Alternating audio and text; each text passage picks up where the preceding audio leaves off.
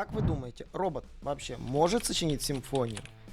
Или может робот превратить кусок холста в шедевр искусства? Как говорится, робот вас спросит, а вы? Это известный диалог из фильма «Я робот», где Сани со Спунером разговаривали на очень интересную тему. Действительно, что является шедевром, что является созданное человеком, а что является созданное роботом, и что лучше. По этой теме я решил записать этот очень необычный подкаст и рассказать вам о том, как в целом сейчас обстоят дела в 2025 году в Google и его отношению к искусственному интеллекту.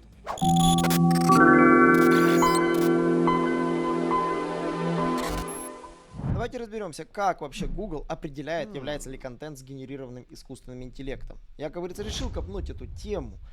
Пришлось действительно мучить Google, соцсети. Я даже задавал вопросы искусственному интеллекту на эти вопросы, и у меня получилось собрать определенную картину для вас. И учетом определенного опыта, с которым я столкнулся с искусственным интеллектом в конце 2023 года и весь 2024 год и начало 2025 года, я могу смело сказать и сделать определенные выводы для вас, что является важным на сегодняшний день.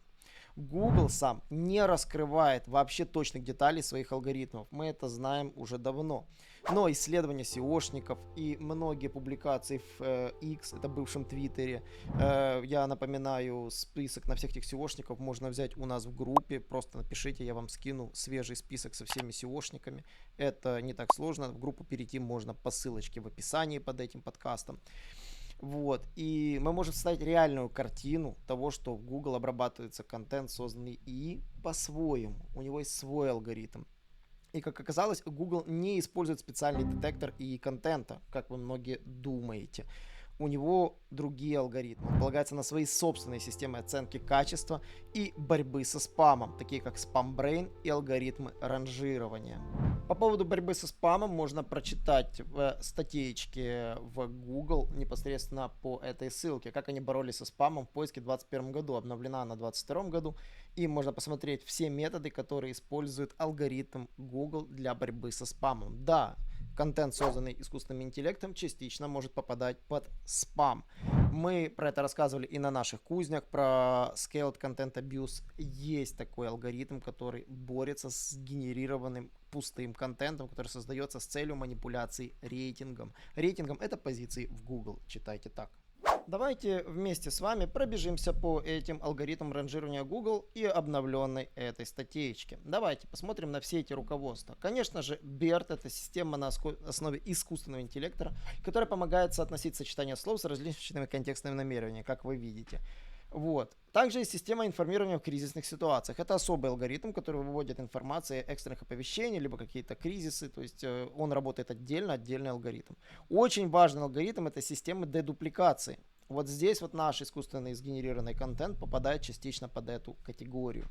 Это возвращает... вы знаете, что любой запрос, вбивая в Google, вам может показаться миллионы страниц. Да, так и есть. Но если контент слишком похож на другой контент, Google выбирает тот, который считает наиболее полезным.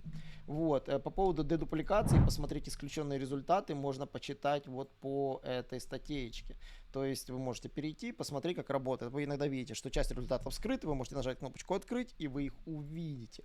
Вот. И дедупликация также применяется к выделенным описаниям. Выделенные описания — это такие описания, которые выводятся на экране. Вот вы видите, сейчас они выводятся на экране.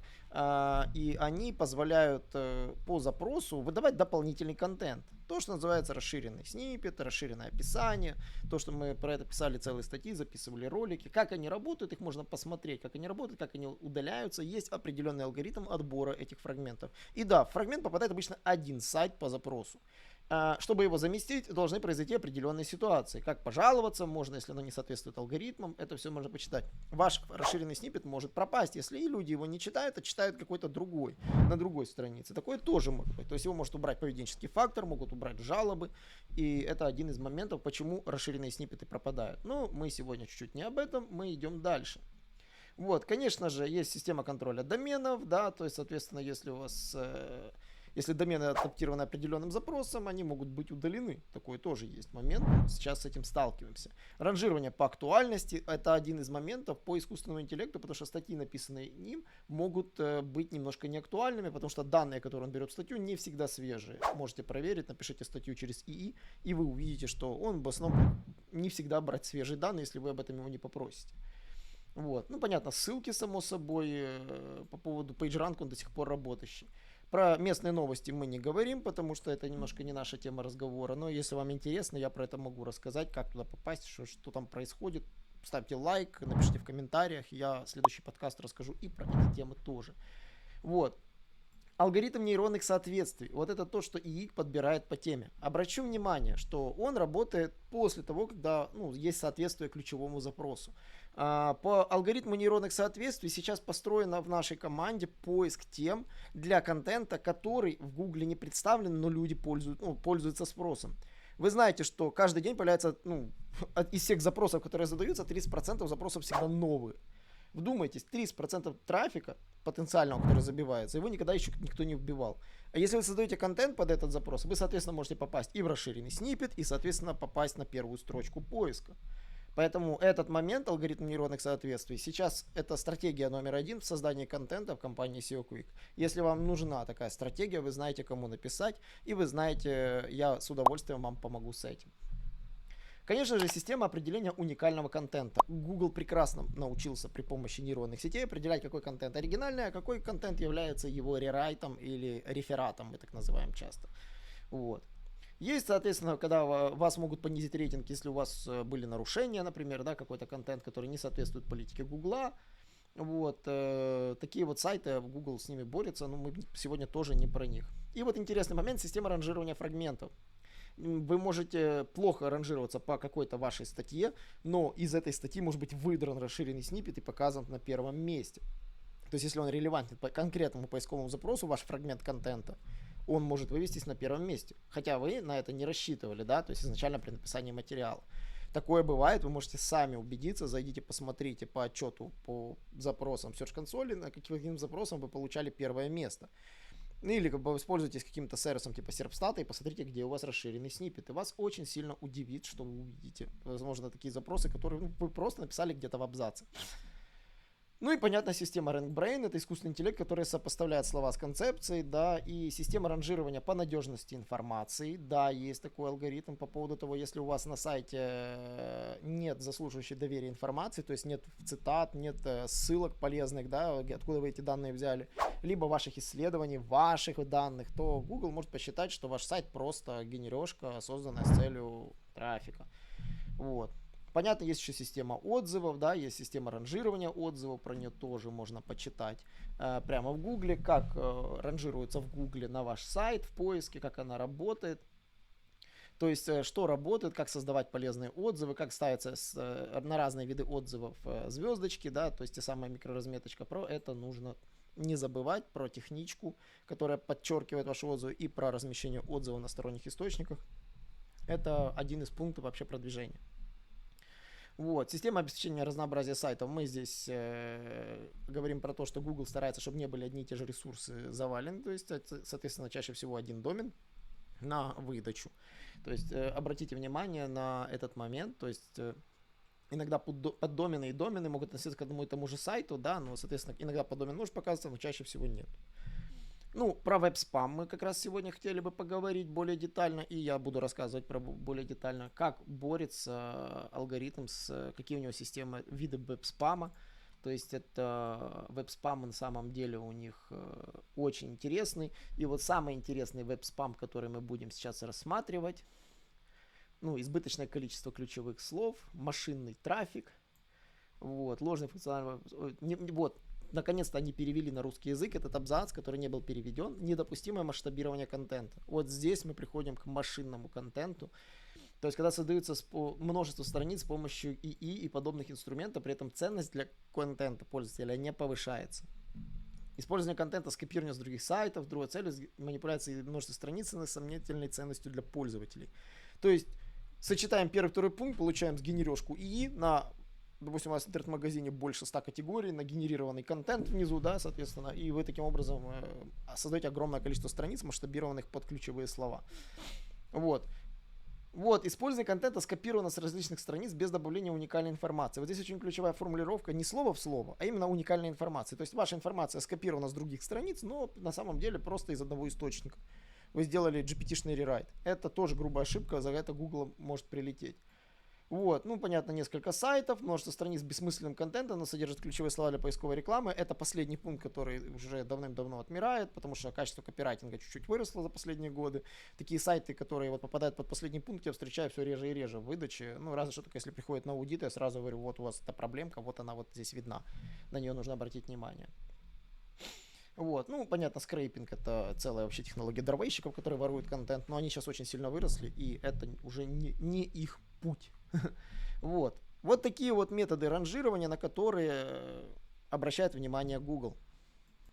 Но что вас точно удивит, это необычная цитата Google, которая говорит, что они фокусируются на качестве контента, а не то, на как он был воспроизведен. То есть, если вы ошибочно думаете, что и это плохо, и я буду нанимать только авторов и писать контент авторами, ребята, я вас разочарую. Я реально вас разочарую. Ему все равно. Качество, конечно, превыше всего, но он не говорит, что этот контент должен быть написан только человеком. То есть, вот я цитирую: неважно, каким образом создан контент. Чтобы занять хорошие позиции Google в поиске, он должен соответствовать просто стандартам EEAT и быть уникальным, высокого качества и ориентирован на людей. То есть складываем вот это уравнение и думаем, а как же теперь создать контент, если, как говорится, роботу можно, наш Саня может создать контент. Да, давайте над этим подумаем. Давайте разберемся с шагами, как Google проверяет его. Я написал 4 ключевых шага, при помощи которых Google точно находит, что ваш контент генерёшка. Давайте, первый пункт. Это анализ языковых шаблонов. Да, Google находит без всяких усилий. У него есть искусственный интеллект, и вы видели сколько. Плюс еще публичный для вас Gemini, вы сами знаете, что он тоже есть. Он может использоваться для алгоритмов для этих целей. Точнее, Gemini — это всего лишь вершина айсберга, то, что видно нам, а все остальное — это то, что работает на них. Правда, у нас есть инструменты, которые доступны для вас, но есть еще инструменты, которые доступны только для нас. Веб-инструменты, которыми мы пользуемся, которые мы публично не выкладываем в сеть, потому что все-таки мы SEO-студия и многие вещи умеем делать для себя, адаптировать для своих бизнес-процессов. У Google есть такие же инструменты. Вот. И у Google есть алгоритм, который определяет так называемые языковые модели, как пишет ИИ. Они изучают, как ИИ генерирует контент, какие словесные структуры он использует, как он это делает. Подтверждение этому вот эта статья. Статья написана в июне 2024 года, как Google определяет AI-контент. И тут, собственно, я и нашел очень интересный момент.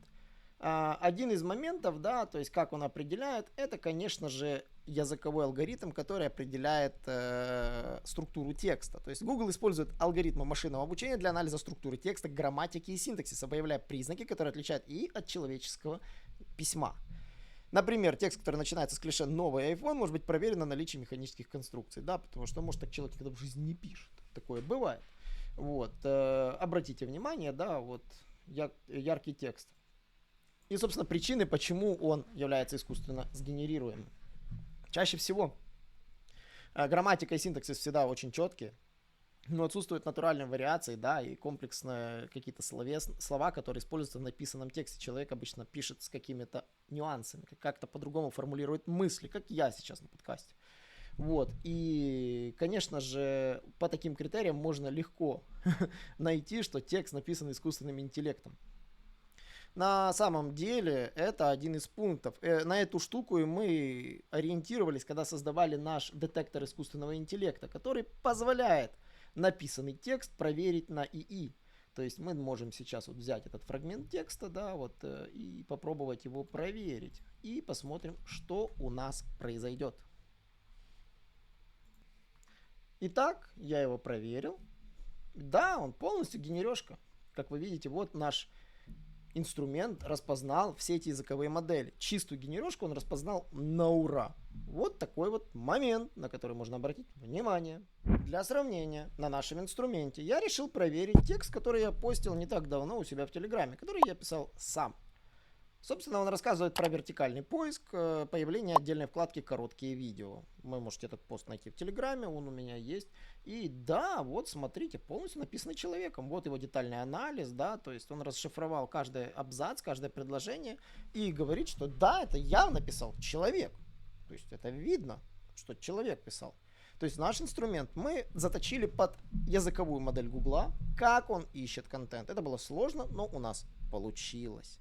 Второй метод, который я бы обратил внимание, это, конечно же, метрики Гугла. Да, Google оценивает, как пользователь взаимодействует с контентом, не только как он создан. Помимо языковых моделей, да, еще ваш контент может быть полезен. Если он написан с точки зрения пользователя реально полезно, то есть пользователь взаимодействует с контентом, клацает на ссылочки, которые вы указали, жмет на кнопочки, Google записывает все эти события. Напоминаю, Google обо всем узнает благодаря установленной Google аналитике, благодаря тому, что большинство людей пользуются браузером Chrome, он сливает данные честно в Google. Вы об этом согласились, когда его устанавливали. И если вы пользуетесь телефоном на Android, он записывает все, включая то, что вы даже голосом говорите. И тоже сливает все это в Google для анализа этих метрик. И Google собирает полную информацию о вашем сайте. И благодаря этому понимает, какой контент полезен, а какой нет. Неважно, кто его писал. Может быть, даже самый бестолковый копирайтер написал этот текст, а ИИ написал бы лучше. И ваш бестолковый текст просто вызывает у пользователя раздражение. И он просто закрывает эту страничку, пролистав его, понял, что там нет никакой полезной информации. Ну и, конечно же, регулярные апдейты. Google регулярно борется со спамом, не только ссылками. Напоминаю, что все core апдейты и многие helpful content апдейты были направлены только на контент, а не на ссылки, как многие ошибочно думают.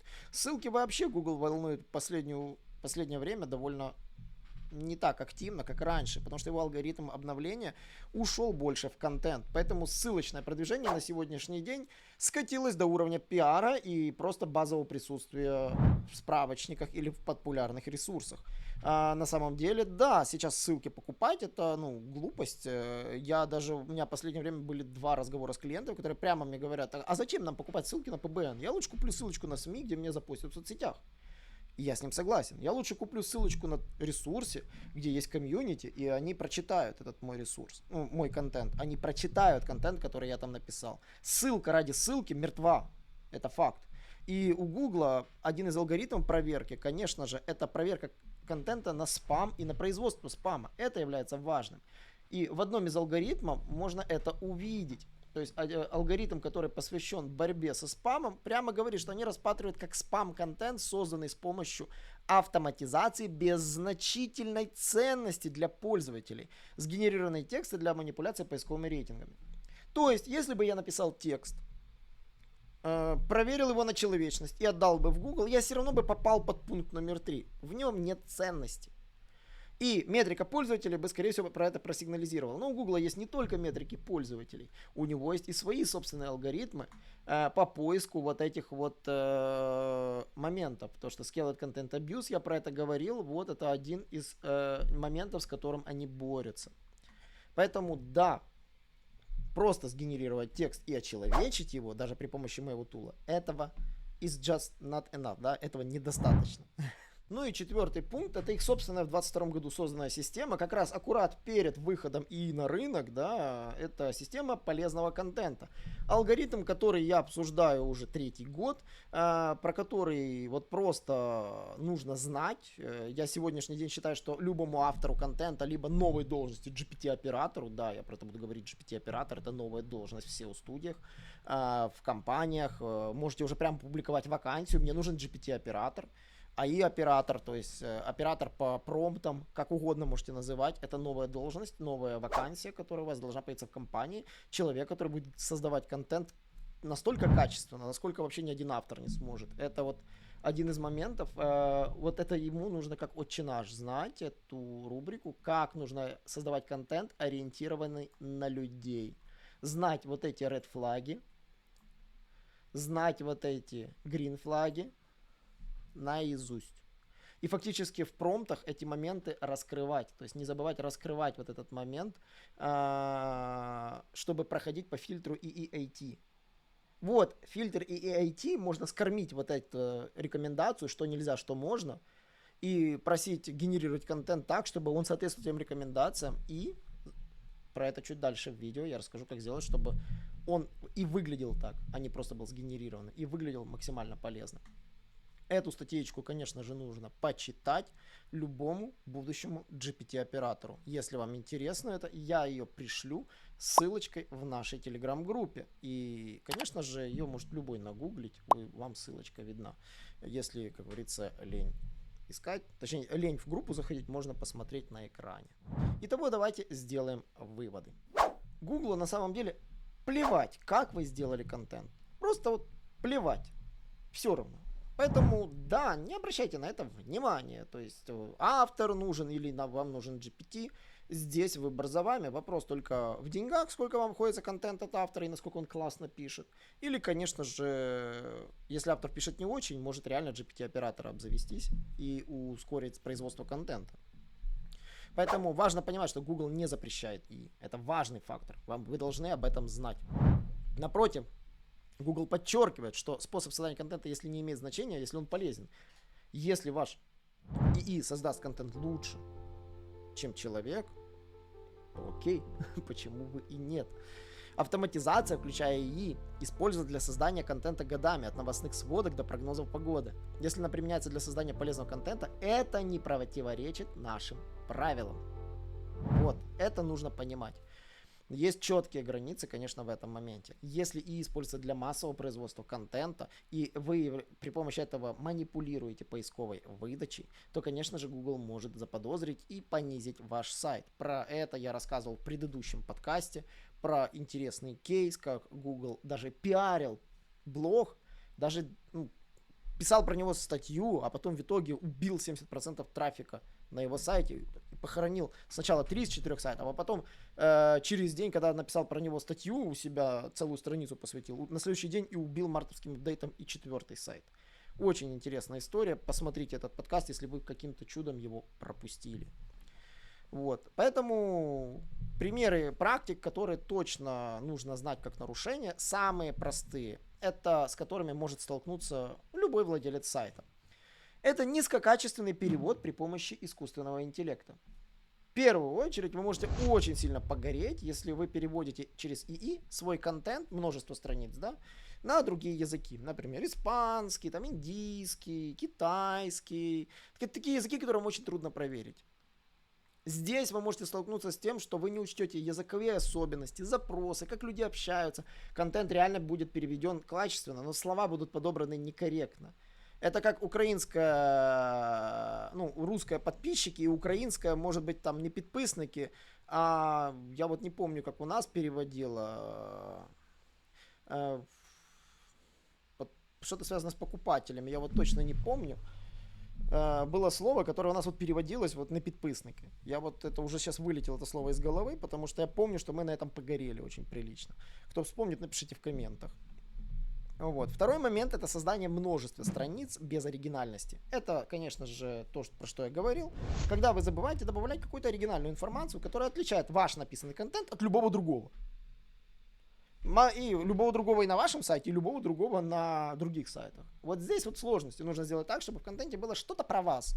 Если это карточка категории магазинов, там условно говоря, то напишите, как в вашем магазине покупать, как в ваш магазин заехать, как у вас работает. Просто адаптируйте контент под вас. Уже будет лучше, уже не попадете под этот фильтр.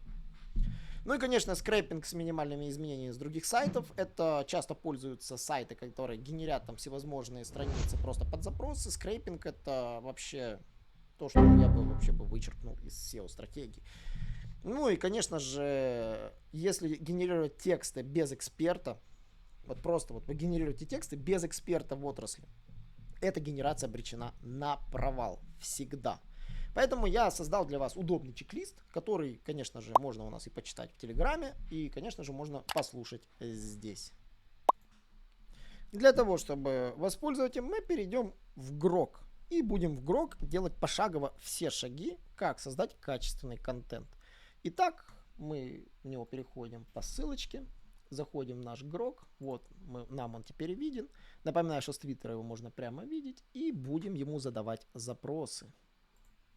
Я беру следующий запрос, я его просто уже заготовил заранее, и вот он выглядит именно так, что я хочу написать статью по этому ТЗ. ТЗ прилагаю ниже. ТЗ я, конечно же, возьму из какого-то уже давно написанного ТЗ, давайте вот и попробуем вот на нем все манипуляции сделать.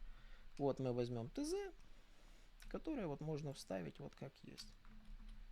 Вот. И вот перед написанием задать вопросы, на которые предоставлю развернутые ответы. Раз вопросы необходимы. Я забыл написать для улучшения текста согласно рекомендаций для EEAT. Вот так вот. И нажимаем «Давай», конечно же, вот рассуждать по пунктам. Вот мы его попросили, вот можно порассуждать по пунктам, либо интенсивный поиск в сети. Ну, мы его просим порассуждать. Если нужно копать глубоко, можно использовать Deep Search. Вот, то есть он есть Deep Search такой и Deeper Search. Ну, мы попробуем его подумать. И посмотрим на результат. Потребовалось всего 17 секунд, и он мне предложил, собственно, вопросы, на которые нужно ответить. Конечно же, нужно будет ответить на них профессионально автору, который разбирается в этой теме. Обратите внимание, вот, опыт, экспертиза, личным опытом использования разных типов ножей, мясорубок, да, и вот, как разные ножи справляются с жестким мясом, жиром и хрящами. Вот, вопросы, на которые нужно реально написать ответ. Вот, я сейчас вот попытаюсь ему сказать, что я не смогу ответить на эти вопросы, попрошу его найти материалы и собрать с этого мнения. Я прямо сейчас так скажу, потому что сейчас я бы написал бы реально кейсы, у меня есть примеры, как это работает. Но сейчас я его попрошу поискать материалы в сети. Я прямо так ему и написал, что у меня нет под рукой эксперта, сможешь найти на эти вопросы в сети. И давай попросим его через Deep Search. Он задумался и будет думать. Думать он будет долго, поэтому, как говорится, здесь мы чуть-чуть прервемся. A few moments later. Глубокий анализ занял почти 2 минуты. Он мне собрал все данные, которые нужны. Ну, теперь давайте мы его попросим написать эту статью. Я беру и вставляю запрос. Прошу на основе предоставленных данных написать статью согласно техническому заданию. Ставим ему подумать и пускай пишет. Итак, он нам написал текст. Вот, собственно, текст, который он нам создал. Заголовок нам не нравится, мы его можем оставить как есть, или там купить его, переделать. Мы же SEOшники, мы шарим, как делать заголовки. Берем вот этот вот текст и идем в наш AI-детектор. Для этой цели мы выбираем Tools, ищем наш AI Content Detector и прикладываем этот текст для анализа. И анализируем его. Это может занять определенное время, но нам это нужно. В момент записи я получил действительно забавный факт. Грок написал текст, который проходит и генерацию, на удивление. И при всевозможных тестированиях я получил, что контент написан человеком. Я даже попробовал перепроверить его и на других инструментах, и тоже он выдал мне, что он человеческий. В то время как оригинальный контент на сайте, он мне выдал, что он написан довольно дженерик. И разница в том, что оригинальный контент писал вообще копирайтер. Но просто он написал очень много водянистого текста, который попадает под классические алгоритмы, которые мы обсуждали в этом видео. Что бы я бы сделал? Если бы я писал этот родной текст, я бы попросил бы его исправить. Давайте мы сейчас это попросим. В оригинале я бы прислал бы вот этот Detailed Text Analysis и попросил бы переписать вот этот текст. Вот. Как говорится, что можно улучшить. Давайте я покажу, как это делается. Я подготовил такой запрос. Так как мой текст не нужно переделывать, но у меня есть другой текст, я вам покажу на примере, как его переделать. У меня есть другой текст, мы его сейчас вставим. Я проверил его на языковые шаблоны, вот детальный анализ. Откуда я беру детальный анализ? Я вот этот вот копирую детальный анализ сюда. Вот. И я, конечно же, вставляю сюда вот этот вот шаблон мой текста. Вот он у нас здесь. Вот мы его копируем и вставляем вот сюда. Ставим ему think, чтобы он думал лучше. И давай подумаем. И посмотрим, что он нам предложит. На обдумывание у него заняло 34 секунды. Написание текста примерно столько же. Мы берем сейчас этот текст и закидываем ИИ на проверочку. И смотрим результат. Ну и в результате проверки контент полностью сгенерирован человеком. Разжеван.